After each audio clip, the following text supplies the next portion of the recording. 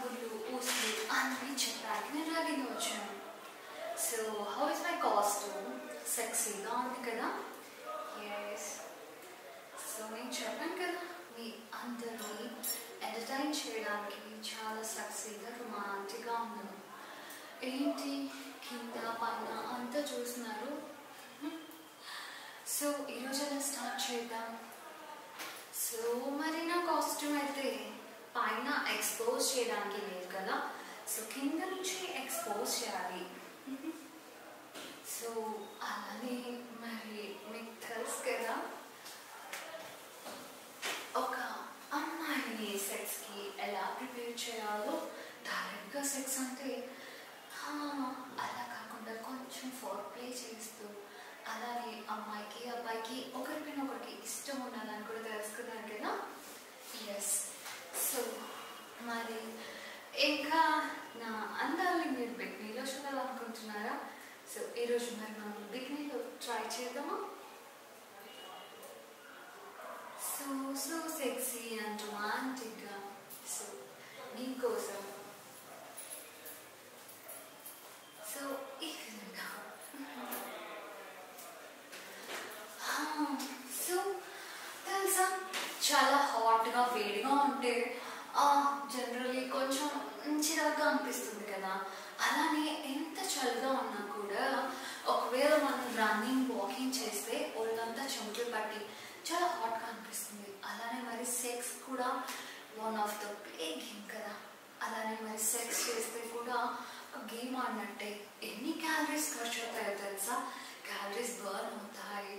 అలానే సెక్స్ చేస్తున్నప్పుడు లాస్ట్లో వచ్చే ఫేస్ నుంచి సెక్స్ చాలా బాగుంటుంది. లాస్ట్లో వచ్చే ఆర్గాజం వల్ల మైండ్ మొత్తం రిలీఫ్ అవుతుంది, బాడీ మొత్తం రిలాక్స్ అవుతుంది. ఎవరికైతే సెక్స్ కోరికలు ఉంటే సెక్స్ చేయలేకపోతారో వాళ్ళు మెంటల్గా చాలా టెన్షన్ ఫీల్ అవుతారు.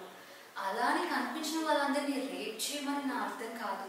అట్లీస్ట్ సెల్ఫ్ అంటే తెలుసు కదా, ఎవరి చేతితో వాళ్ళు చేసుకునేది.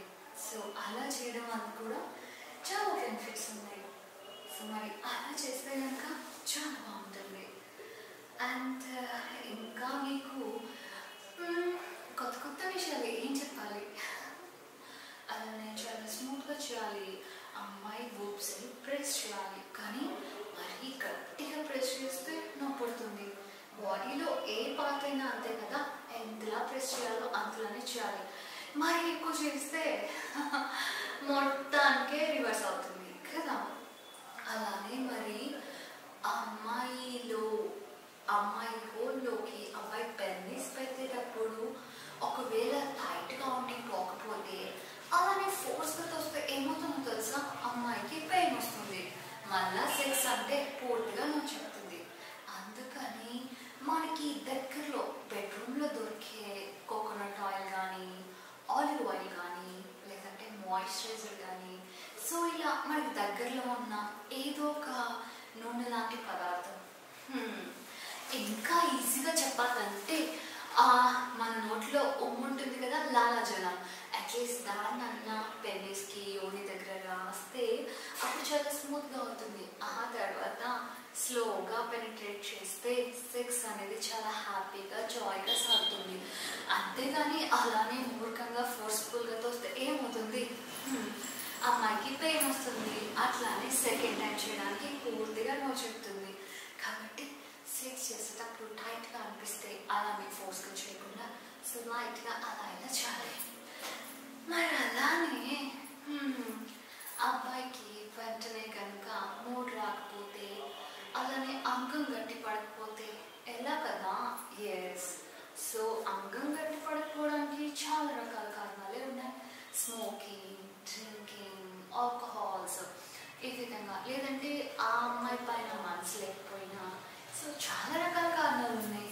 కాబట్టి ఎప్పుడు హెల్తీ ఫుడ్ తినాలి, హెల్తీగా ఉండాలి. అప్పుడు ఆరోగ్యం కూడా ఉంటుంది, సెక్స్ కూడా మంచిగా ఉంటుంది. మరి అలానే ఫర్ సపోజ్ ఒక అబ్బాయికి పక్కింటి ఆంటీ పైన అమ్మాయి పైన చాలా మోజు ఉందనుకోండి, ఇంకా ఎప్పుడైనా అబ్బాయి హస్తప్రయోగం చేసుకునేటప్పుడు ఆ అమ్మాయిని ఆంటీని తలుచుకుంటూ అట్లని బాత్రూంలో తను చేసుకుంటూ ఉన్నాడు అనుకోండి. సో ఈ విధంగా తను డైలీ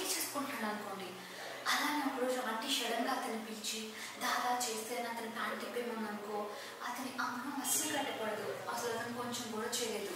ఎందుకంటే తలచుకుని ఒంటరిగా ఉన్నప్పుడు సెక్స్ చేసేది వేరు, అదే పర్సన్తో సెక్స్ చేయమంటే సడన్గా అంటే కొంచెం భయం వేస్తుంది కదా. అందుకనే ఎప్పుడైనా సెక్స్ చేయాలంటే ఫస్ట్ భయం ఉండకూడదు అనమాట. అలానే ఎప్పుడైనా పడక గదిలో ఫస్ట్ నైట్ రోజు అబ్బాయి అమ్మాయితో సెక్స్ చేయకపోతే వాడు ఒక వేస్ట్ ఫెలో, లేదంటే వాడు అసలు అబ్బాయి కాదు 0.5 వేస్ట్ గాడు అని లెక్క కట్టకూడదు. ఎందుకంటే ఫస్ట్ డే కదా, ఇంకా అబ్బాయిల ఫ్రెండ్స్ కోతిముగా ఏవేవో చెప్తారు, అబ్బాయి భయపడిపోతాడు.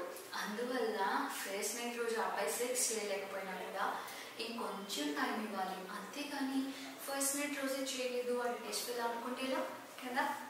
కాబట్టి కొంచెం కొంచెం ఫ్రీడమ్ ఉండాలి.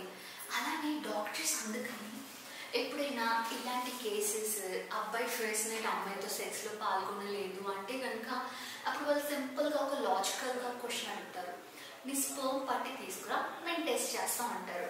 అబ్బాయి స్పర్మ్ తీసుకుని వస్తాడు అంటే అబ్బాయికి అంగం గట్టిపడింది, హస్తప్రయోగం చేశాడు, స్పర్మ్ కూడా రిలీజ్ అయింది అంటే అతను అబ్బాయి అనే కదా. మరి అబ్బాయి తనంతా తాను చేసినాడు, అమ్మాయితో ఎందుకు చెల్లకపోయాడు అంటే దానికి కారణం అతనిలో ఉన్న భయం. అంటే అతనికి అమ్మాయి అంటే ఇష్టమే కానీ సెక్స్ అంటే భయం. అందువల్ల తెలియకుండానే PD5 వల్ల అంగం గట్టి పడకుండా ఉంటుంది. సో తెలిసింది కదా అబ్బాయిలు. కాబట్టి ఫస్ట్ మీలో ఉన్న భయాన్ని పోగొట్టుకోండి. మీరు రోజు ఎదురింటో పక్కింటో ఎవరో ఒక ఆంటీనో అమ్మాయినో చూసి బాత్రూంలో సెక్స్ చేసుకుంటూ రేపటి రోజు నాకు పిలిస్తే మాత్రం మీరు ఏమీ చేయలేకపోతే తప్పు మీది కాదు, మీలో ఉన్న భయాన్ని. కాబట్టి డేర్ అండ్ డాష్గా ఉండండి. అలానే సెక్స్లో ఏదో చించేయాలో అలానో ఇలానో కాదు. ఇంకోటి అందరు అబ్బాయిలు డాప్గా మేము సెక్స్ 1 hour చేసాం 2 hours చేసాం అన్నీ బొట్టగా మాత్రం మాట్లాడతారు. నిజంగా ప్రతి ఒక్కరు కూడా 4 టైమింగ్ తీసేసి అలానే పెన్నిస్ని యోనిలో ఇన్సర్ట్ చేసి అవుట్ చేసి టైమింగ్ చూస్తే స్టార్టింగ్ ½ minute 1 minute 2 minutes నుంచి 10 minutes ½ an hour చేసే వాళ్ళు కూడా ఉన్నారు. కానీ ఎవరో పక్కన వాళ్ళు చెప్పారు కదా అతను 1 గంట చేశాడు 2 గంటలు చేశాడు నేను చేయలేకపోయాను, రేపు నా భార్య చీకొడుతుందేమో, పెళ్ళయ్యాక నన్ను వదిలేసి వెళ్ళిపోతుందేమో అని ఎవరు ఫీల్ అవ్వాల్సిన అవసరం లేదు. ఎందుకంటే అమ్మాయిని సాటిస్ఫై చేయగలిగితే చాలు, టైమింగ్తో పనే లేదు. ఇంకొకటి అట్లానే పబ్లిక్ టాయిలెట్స్లో అబ్బాయి టాయిలెట్ పోసుకునేటప్పుడు అది వాడిది చూడు ఎంత పెద్దగా ఉంది నాది చిన్నగా ఉంది అని చాలామంది గర్ల్ ఫ్రెండ్స్ ఉన్నా కూడా వాళ్ళతో సెక్స్ చేయడాన్ని అవాయిడ్ చేస్తారు. ఇంకా చెప్పాలంటే పెళ్ళిని కూడా అవాయిడ్ చేస్తారు. అబ్బాయిలు మీ అంగం చాలా చిన్నదని చెప్పి మీరు అవాయిడ్ పడుతూ అలానే పెళ్ళిని కూడా అవాయిడ్ చేయాల్సిన అవసరం అసలే లేదు. ఎందుకంటే అంగ పరిమాణంతో సంబంధమే లేదు. అలానే మిమ్మల్ని పెళ్లి చేసుకోబోయే అమ్మాయికి 10 అంగాలు అయితే చూసుంటారు కదా, అసలు మిమ్మల్ని మీరే చిన్నబుచ్చుకుంటున్నారు. అంగం సైజు స్తంభించిన తర్వాత ఎంత ఉంటుందో అంత ఆమెకి పూర్తిగా సరిపోతుంది. అసలు మనం ఇలా అనుకుంటాం కానీ అమ్మాయి యోని లోపల 3.5 అంగుళాల ప్లేస్ మాత్రమే ఉంటుంది. కాకపోతే అది కొంచెం పురుషంగా పెట్టినప్పుడు సాగుతుంది. కాబట్టి అబ్బాయిల అంగం ఎంత చిన్నగా ఉన్నా పెద్దగా ఉన్నా అమ్మాయి యోని దానికి అడ్జస్ట్ అయిపోతుంది. లేనిపోని భయాలు మీలో పెట్టుకుని అదే భయాలు అమ్మాయిల పైన కూడా రుద్ది అప్పుడు భార్య కూడా అనుకుంటుంది, ఓహో మా ఆయన అంగం చిన్నగా ఉంది కాబట్టి నాకు సాటిస్ఫాక్షన్ లేదేమో అని. చెప్పాను కదా లైఫ్లో చాలామంది ఇలాంటి లేనిపోని ఆలోచనలు, తప్పుడు ఆలోచనలు, అనుమానాలు, అపోహలు పెట్టుకుని సెక్స్ లైఫ్లో ఉన్న అసలు ఎంజాయ్మెంట్ని కూడా దూరం అయిపోతున్నారు. కాబట్టి మీలో ఉన్న భయాలన్నీ పక్కన పెట్టండి. మీ ప్రాబ్లం ఏంటి? సెక్స్ చేస్తుంటే ½ minute అవుట్ అయిపోతుందా? అయితే ఒక పని చేయండి, సెక్స్ చేసేటప్పుడు ఇన్సర్ట్ చేయగానే టపా స్ట్రోక్స్ ఇచ్చి కార్ చేసుకోవడం కాదు సెక్స్ అంటే. సెక్స్ చేసే ముందు ఫోర్ప్లే చేయాలి. మరి అలానే సెక్స్ చేసేటప్పుడు కొంచెం కొంచెం సెక్స్ చేసి ఆపండి.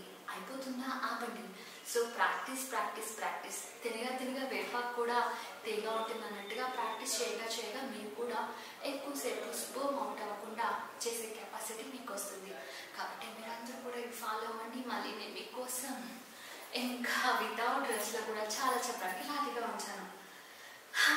మరైతే నేను చెప్పినవన్నీ మీరు బాగా విని అలానే ఫాలో అయ్యి మరి సెక్స్ లైఫ్లో మీ పార్ట్నర్స్తో రాకింగ్ చేస్తారని నేను కూడా తప్పకుండా అనుకుంటున్నాను. సెక్స్ చేయడానికి ఒక మంచి రోజు అంటూ వస్తుంది. సో ఆ రోజుని మీరు మాత్రం చాలా బాగా ఎంజాయ్ చేయండి. సో మీ పార్ట్నర్స్ అందరితో సెక్స్ని బాగా ఎంజాయ్ చేయండి. కానీ గుర్తుపెట్టుకోండి, ప్రతిసారి అన్నోన్ పర్సన్స్తో సెక్స్ చేయాల్సి వస్తే ఖచ్చితంగా అవాయిడ్ చేయండి. లేదు చేయాల్సి వస్తే మీకు ఎంత నమ్మకం ఉన్నా కూడా కండోమ్ వాడండి. అండ్ నేను చెప్పే సజెషన్ ఏంటంటే, ఎవరైనా కప్పులు పెళ్లి చేసుకోవాలనుకున్నప్పుడు జాతకాలు చూస్తారు కదా, జాతకాల్లో ఏమీ లేదు. వీలైతే బ్లడ్ టెస్ట్ చేయించుకోండి. అంటే ఏమైనా ఉండొచ్చు ఉండకపోవచ్చు, అవతల వాళ్ళు మంచి వాళ్ళే, కానీ బ్లడ్ టెస్ట్ చేయించుకుంటే ఒకవేళ అవతల వాళ్ళకి హెచ్ఐవి ఉన్నట్లయితే కనుక చేసుకోవద్దని నేను చెప్పట్లేదు, కానీ అట్లీస్ట్ ఇద్దరు వాళ్ళు కూడా మందులు వాడుకుంటుంటే అది ఒకరి నుంచి ఇంకొకరికి సంక్రమించే ఛాన్స్ అస్సలు ఉండదు. అదే కనుక అలా తెలియకుండా ఇద్దరిపైన నమ్మకంతో పెళ్లి చేసుకుంటే ఒకవేళ ఒకరికి హెచ్ఐవి ఉంటే అది రెండో వాళ్ళకి కూడా వచ్చి అలానే మరి ఇంకా చాలా ప్రాబ్లమ్స్ కూడా ఉన్నాయి కదా.